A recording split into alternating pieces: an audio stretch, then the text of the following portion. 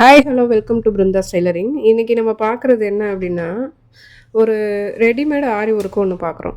இந்த ரெடிமேட் ஆரி ஒர்க் வந்து எல்லாருக்குமே அது சூட் ஆகுமா அப்படின்னாக்கா, எல்லார் கழுத்துக்கும் சூட் ஆகாது, கண்டிப்பாக சூட் ஆகாது.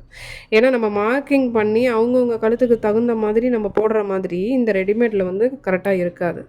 இதில் ஏன் இவ்வளோ கம்மியான ரேட்டில் வந்து கொடுக்குறாங்க அப்படின்னாக்கா, நார்மல் நார்மல் பீட்ஸில் வந்து நார்மலாக நம்ம பீட்ஸில் ஆரி ஒர்க் தைக்கும்போது ஒவ்வொரு இதுக்கும் ஒவ்வொரு ஒவ்வொரு நாட் போடுவாங்க. ஆனால் இதில் அப்படி போட மாட்டாங்க. தொல தொலன்னு இருக்குது பாருங்கள், எவ்வளோ லூஸாக இருக்குது பாருங்கள். இந்த மாதிரி லூஸாக இருக்கும், சீக்கிரமாகவே வந்து போயிடும். இப்போ நீங்கள் ஒரு 1 டைம் 2 டைம் போடுறீங்கன்னா பரவாயில்ல. இதெல்லாம் ஒரு எத்தனை பாசிக்கு ஒரு தையல் போட்டிருக்காங்க பாருங்கள், தெரியுதா உங்களுக்கு? இதெல்லாம் இருக்கும். ஆக மொத்தம் வந்து நம்ம நம்ம நார்மலாக போடுற ஆரி ஒர்க்குக்கும் இதுக்கும் தயவுசெய்து கம்பேர் பண்ணாதீங்க. ரெடிமேட் ஆரி ஒர்க்குக்கும் நம்ம இப்போ மார்க்கிங் பண்ணி நம்ம பர்சனலாக நம்ம போடுற ஆரி ஒர்க்குக்கும் கம்பேர் பண்ணவே பண்ணாதீங்க. ஏன்னா என்ன இதில் கம்மியாக இருக்குது ரேட்டு, அதில் என்ன கூட இருக்குது, அந்த கம்பேரிசனே வேண்டாம். ஏன்னா இதோட ஒர்த்து நம்ம பார்த்தாவே தெரியுது, எவ்வளோ எவ்வளோ லூஸாக ஒரு ஃபினிஷிங்கே கிடையாது.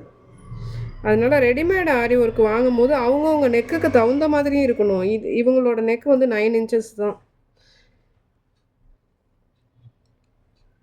பாருங்கள்.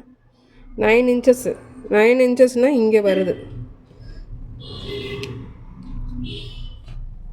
ஆனால் இது எங்கே வருது?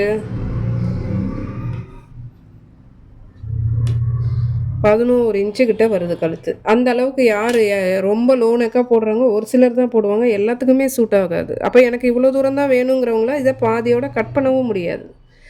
இல்லை பரவாயில்ல நீங்கள் பண்ணி கொடுங்க அப்படிங்கிறதெல்லாம் வந்து சும்மா ஓரலாக வேணால் பேசிக்கலாமே தவிர்த்து அதில் வந்து நிறைய வேலைகள் இருக்குது.